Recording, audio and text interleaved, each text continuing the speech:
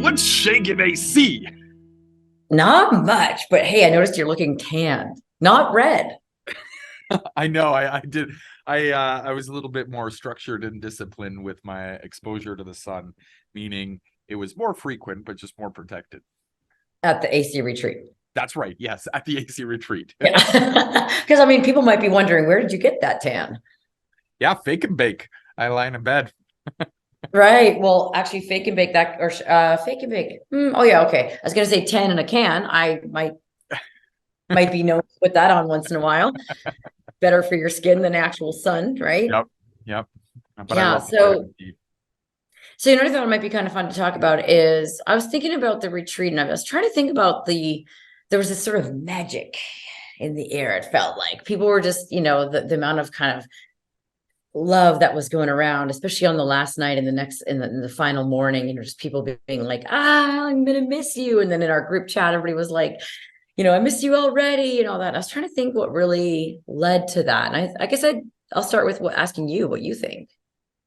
Well, I think it can all sort of be summed up in kind of one word or one sentence or whatever. It's that everyone there was required, not explicitly, but indirectly, pardon me, was required to get out of their comfort zone, right? The whole nature of the retreat is outside of your comfort zone. It's in a tropical location. You're not flying around Canada or US like you would with any other convention. It's it's a smaller group of people, so you can't just sort of disappear into the crowd. You've got to be like outside of your comfort zone.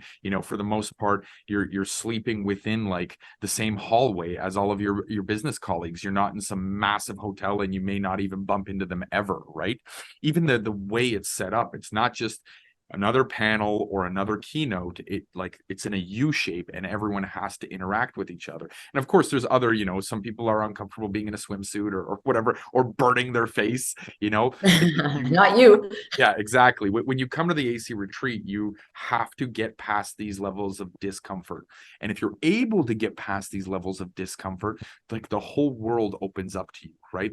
I think maybe it was Bill that said that the greatest achievements or the greatest successes or whatever happen on the other side of fear. And that's whatever small level of discomfort you might have, you had to get past that. And that's why it all became so magical. People made friends. There was like an intimacy level in the connection that they had. They saw each other every day. It wasn't like, I'm just gonna skip the opening reception because I'm hungover or something like that. It was like, I'm here for a purpose. There's a small amount of people that are keeping me accountable. I gotta be there. I gotta get stuff done.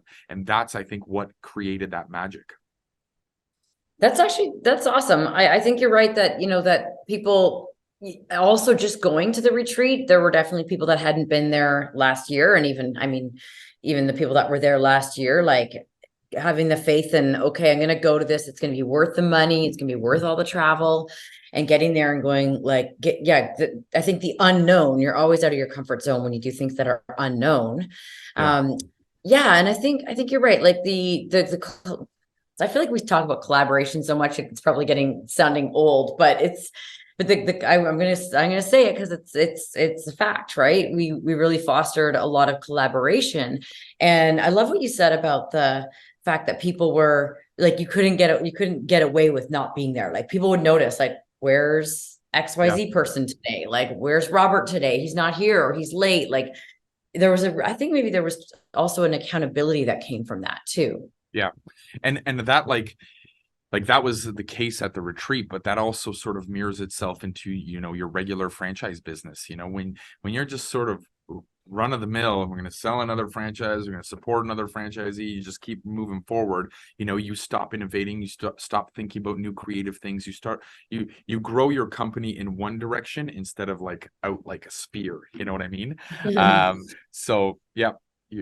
Yeah, and I think it was Christina Chambers that said, she looked at me, she's like, I think I just figured out what's kind of different here. It's that because it's a more intimate group, and because of the setting, and because of us bringing people together that didn't know each other, people like she was saying, at a lot of the conferences, people, they go to the sessions and then they sort of all disappear off into their groups. And there really wasn't that, because I think people came to this to get into the groups, like to collaborate with the other people there. I mean, people were definitely going off and doing conversations on the side and everything, but it was still kind of all together. And I think that is probably a big part of what took people out of their comfort zone to have conversations. It was so fun to see the way that people were connecting, like the unexpected connections that were happening.